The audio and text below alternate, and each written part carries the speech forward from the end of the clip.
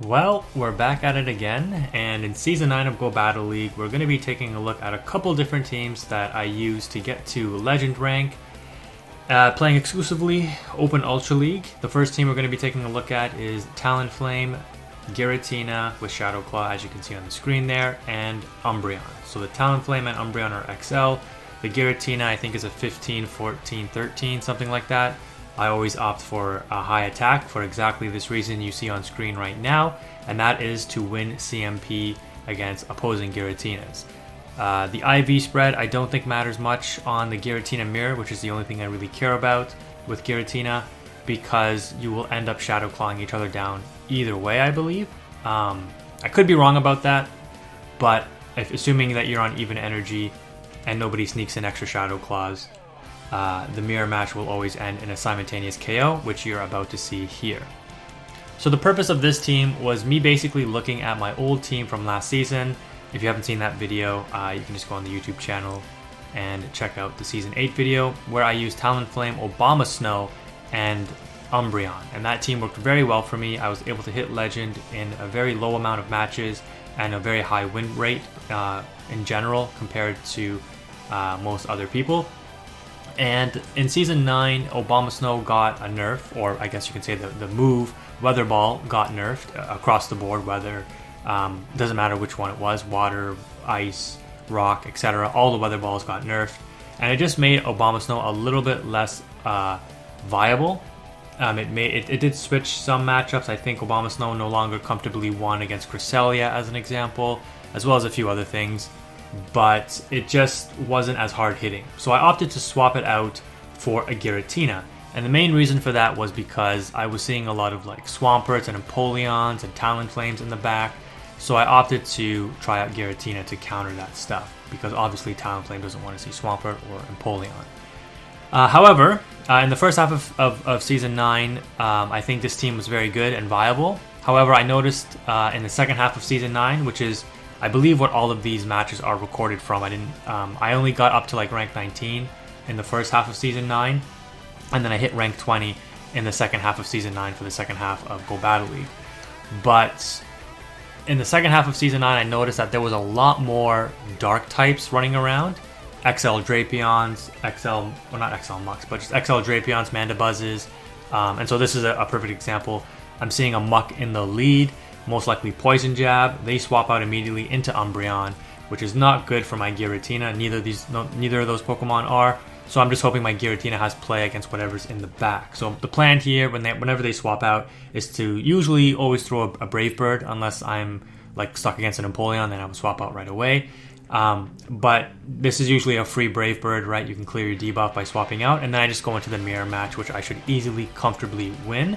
And then I can keep the Talonflame aligned on the Muck so that my Giratina can avoid it.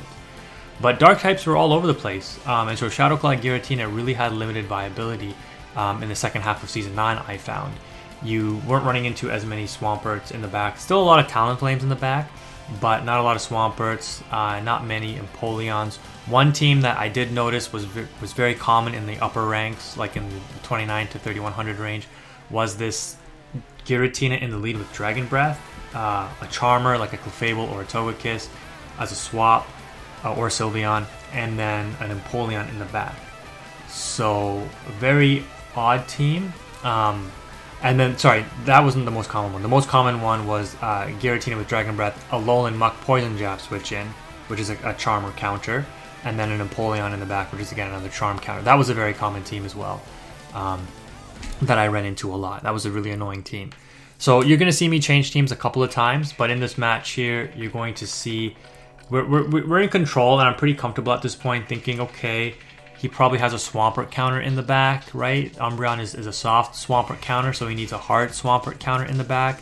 Maybe it's a Grass type, maybe it's his own Giratina, but I'm pretty comfortable at this point because I have my full health Giratina to deal with it. And it's a Mandibuzz in the back. So I could have very easily lost this battle because my Giratina has nowhere to go. It needed to be lined up against the Muck to have play, because obviously Shadow Claw against Mandibuzz or Umbreon is not going to do very much. So this was really bad for me, but thankfully I was able to land that Brave Bird and get myself into a very strong position.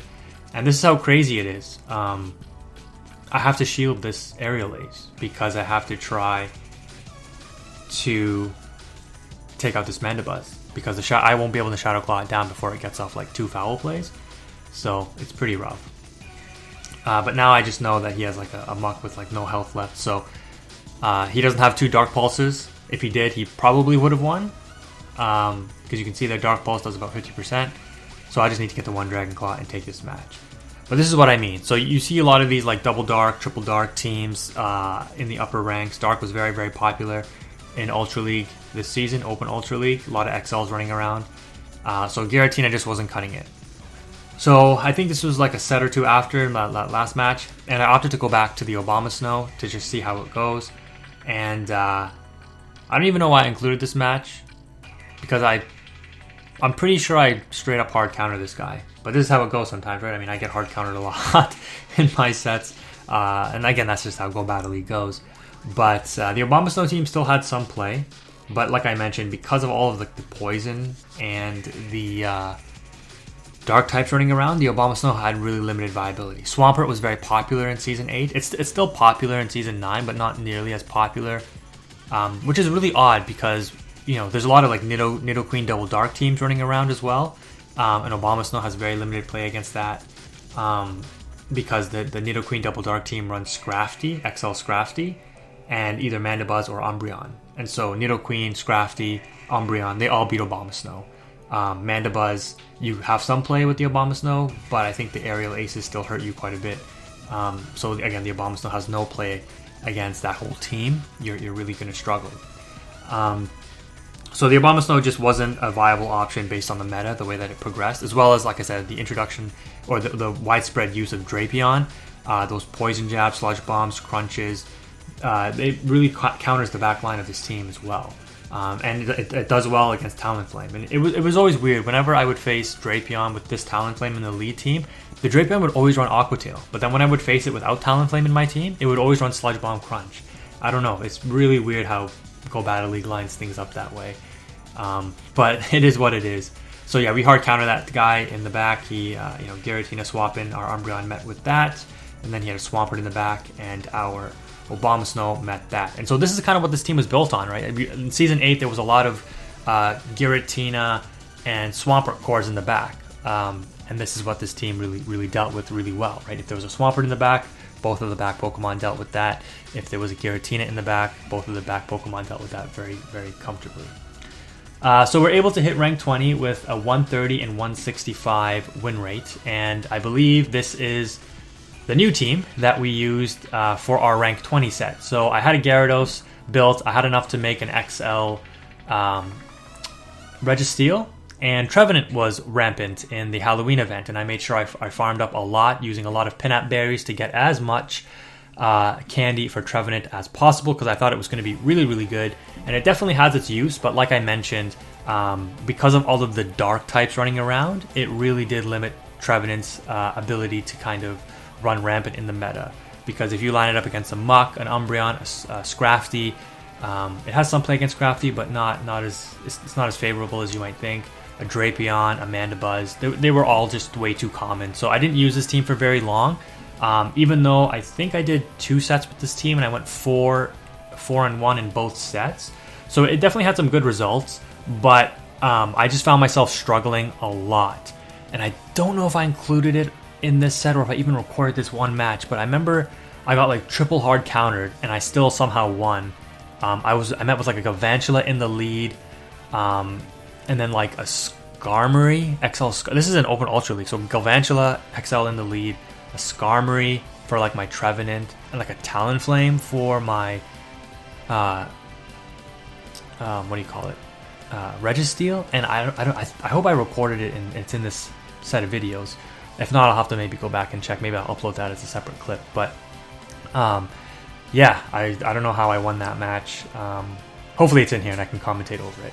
But okay, so in this matchup, as an example, things worked out really well. So again, this is that Giratina, Alolan Muck, Empoleon line that was very common. I really dislike Empoleon.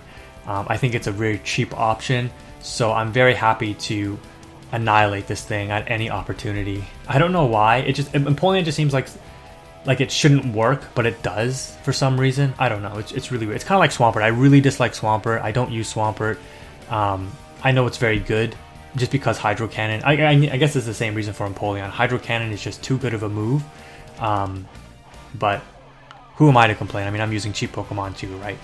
But anyways, I was really a big fan of Gyarados because, or I wanted to try a team up with Gyarados, I should say, because I wanted something that would beat Swampert and Giratina in the lead.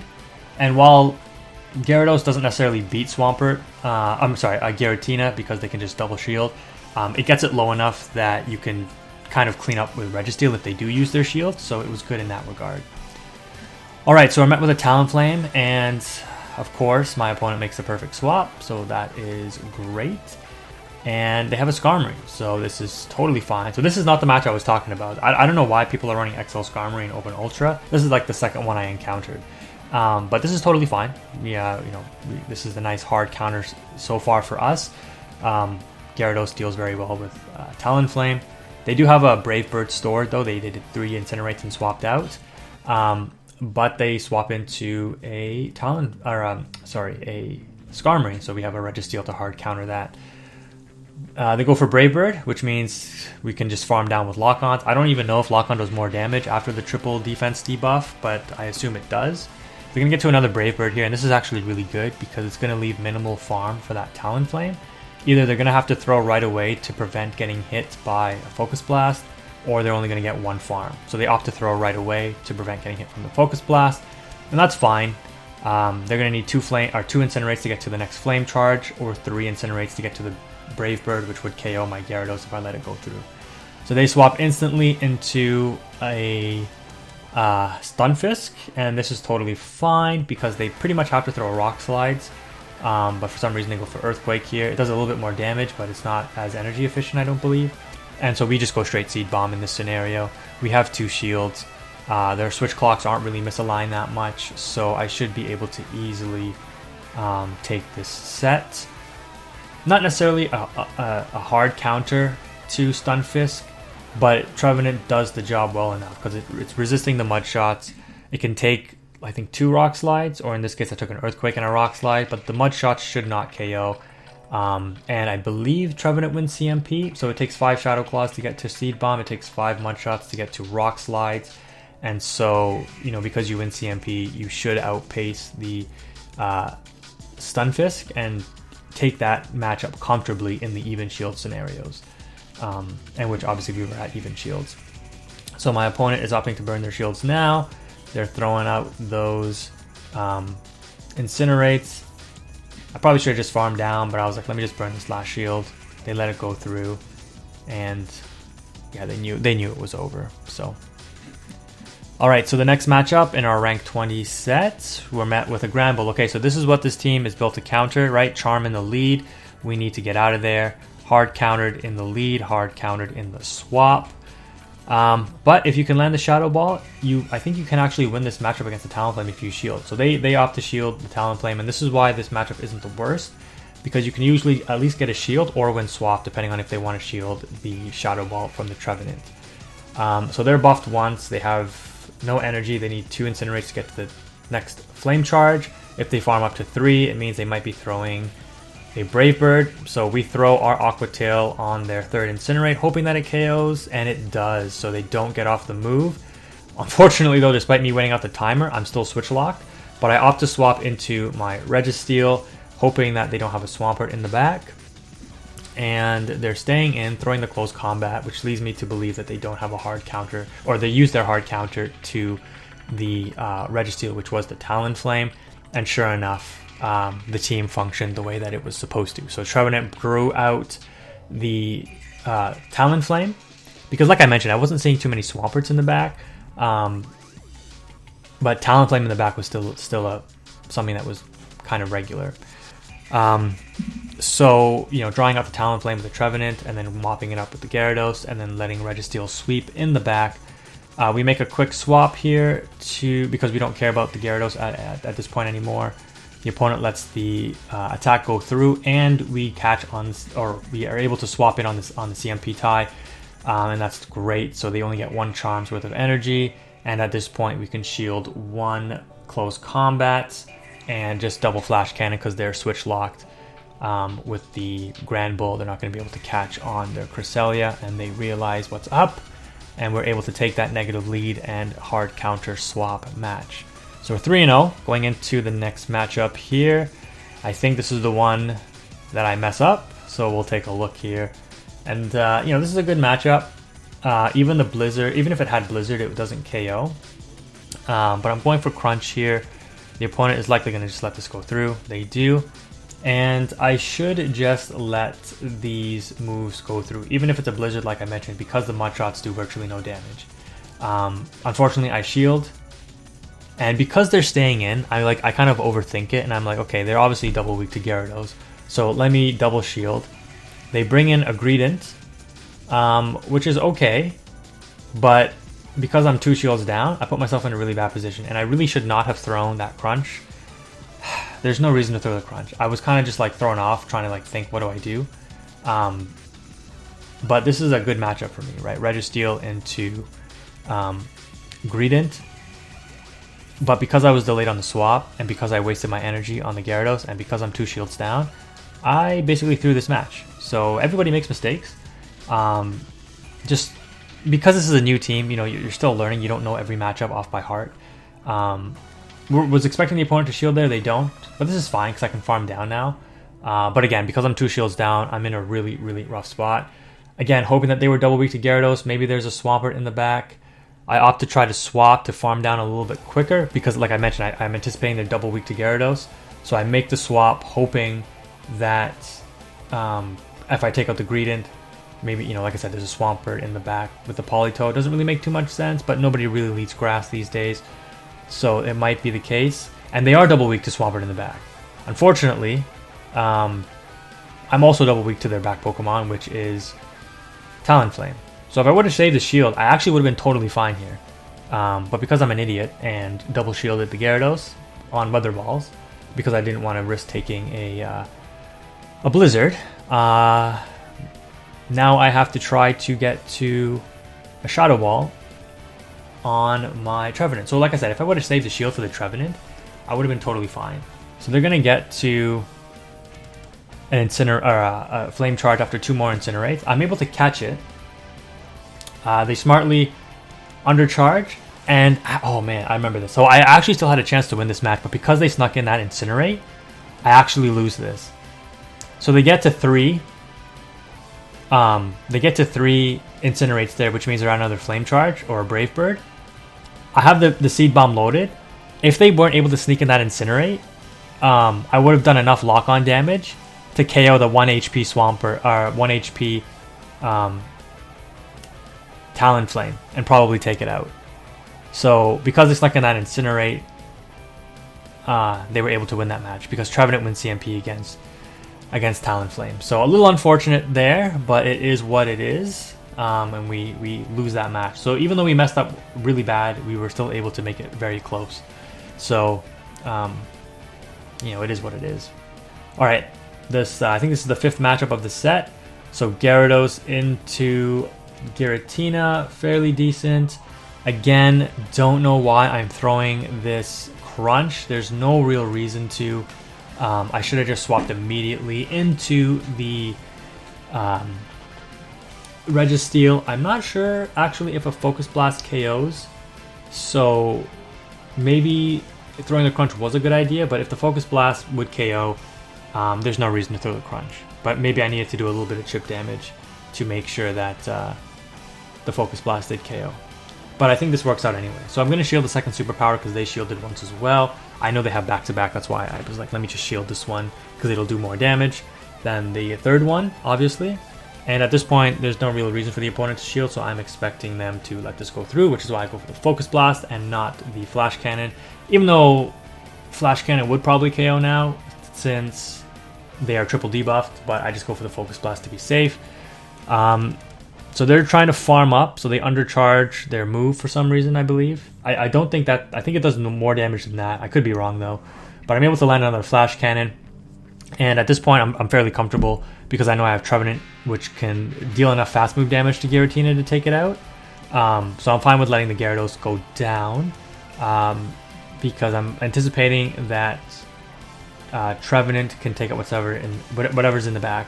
So I purposely let my Gyarados go down so that I can get some extra farm on my Trevenant, which, you know, isn't really the best move because it could have just instantly swapped.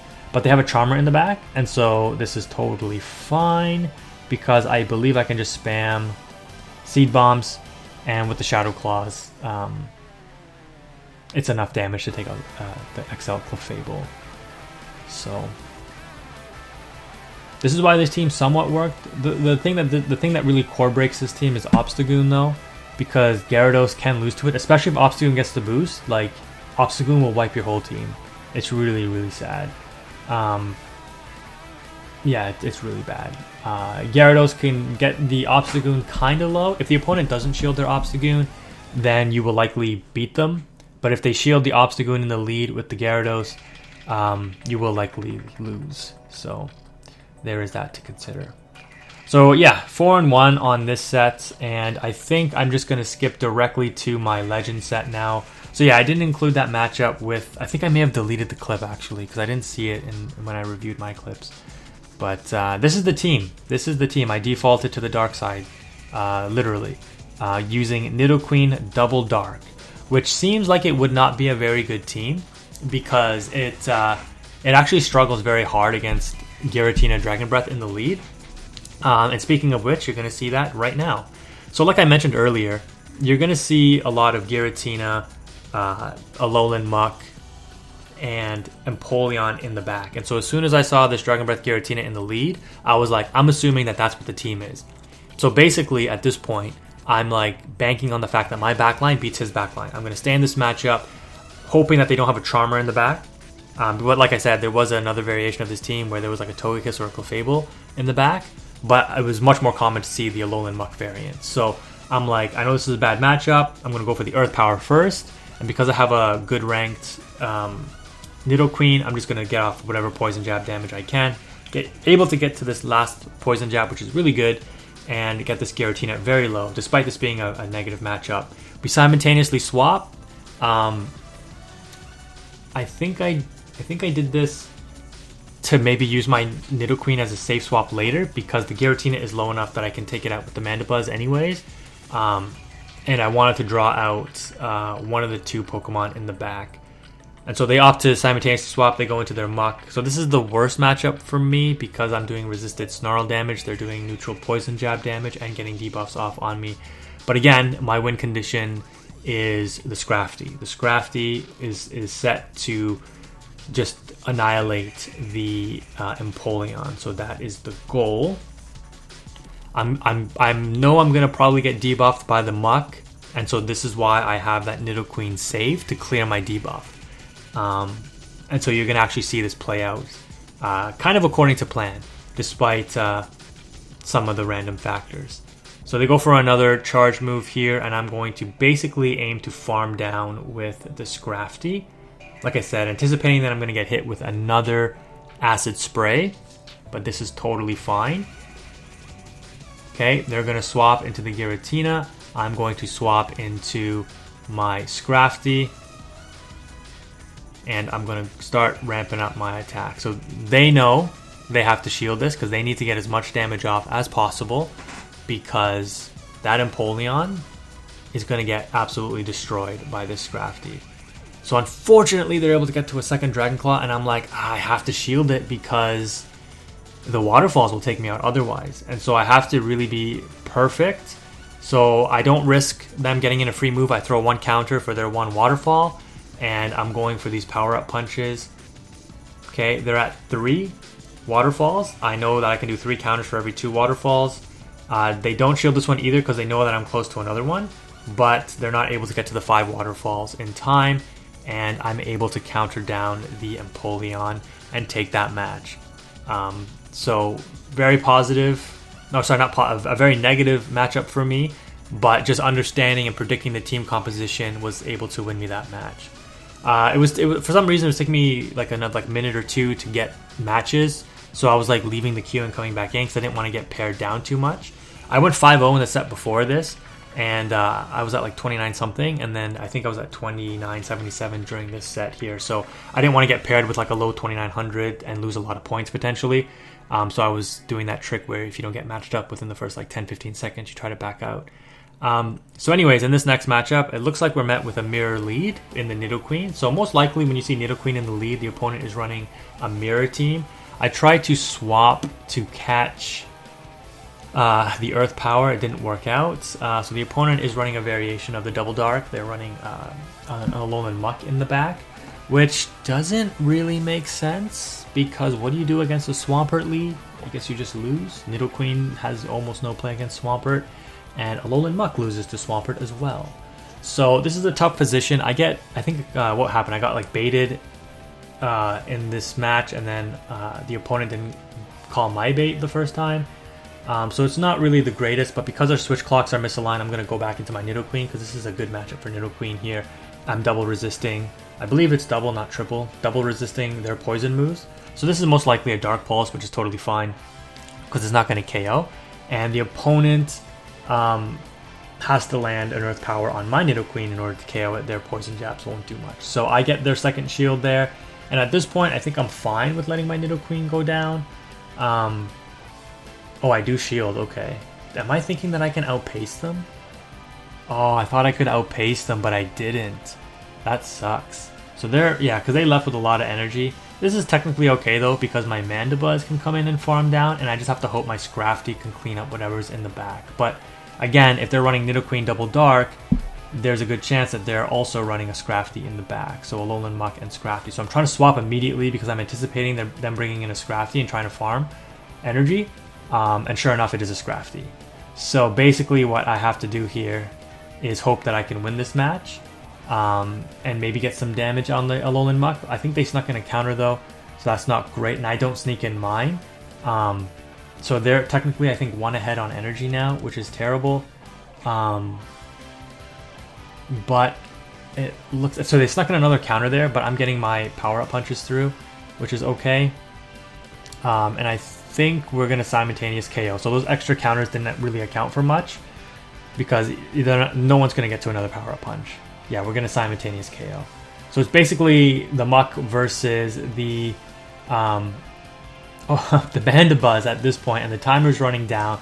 And despite me playing this terribly, again, so close either to a timeout win or snarling down, but the opponent is able to get to the Dark Pulse right at the 0 mark and take that match. If only Aerial Ace was a little bit of a better move, we would have won that, but props to my opponent. Yeah, he kind of outplayed me there in the Nidoqueen mirror, and I paid the price for it, so that's how it goes. Alright, so in this third matchup, we're met with a great lead in the Clefable. They swap in the Swampert, and I'm just like, let me get rid of this Scrafty, because I don't want it to see the Clefable in any capacity. And Scrafty does well against Swampert, so I'm going to have to shield once anyways, because especially from a Shadow Swampert, I can't take 2 Hydro Cannons, but Scrafty over time will just deal too much fast move damage with the counters or the buffed counters from the power-up punches, so there's no point in my opponent really shielding, and I think they realize that, and they're just going to let themselves go down and get 2 charms, or maybe even just 1 charm worth of energy on their Clefable, leaving that secondary matchup with a shield advantage. But again, it doesn't really matter because the Nidoqueen has such an overwhelmingly positive matchup. I don't really need shield, so switch was way more important, obviously, considering the fact that my backline is weak to charm. So they swap into a Talonflame. This is a bit of a risky play just because it's not a great idea to misalign your switch clocks, but I opt to throw the Poison Jab so that I can deal a little bit more damage, but my opponent does have 2 shields.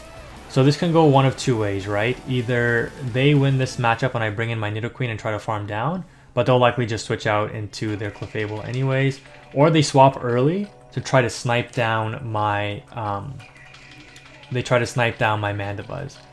But it looks like the opponent's staying in. I'm not going to shield anything. Thankfully, they don't get an Incinerate through there. I'm able to get off this foul play. They're likely going to shield. Again, they know that they're debuffed, and the opponent does opt for the play of swapping in their Clefable to snipe down my Mandibuzz. But now I have the shield advantage. And so all I have to do here is leave this matchup with enough energy to take out the Talonflame, because they don't have a move stored, I don't believe, which is why I shielded that potential Psychic. And I know at this point I can farm down. I have like 100 energy. I just throw Poison Fangs. If the opponent snuck in like 2 Incinerates, I think they might have been at a move.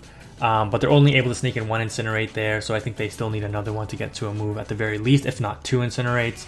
And this will easily allow me to farm down the Talonflame. So understanding my win conditions there really helped me solidify that positive lead matchup and maintain switch and take the win. Another positive lead, another Charmer, that's great. They opt to go into Greedent, and I used to like throw a Poison Jab, and then I was like, what am I doing? Yeah, let's not do that. Whenever you see this, just go straight into the Scrafty. You will dominate the Greedent.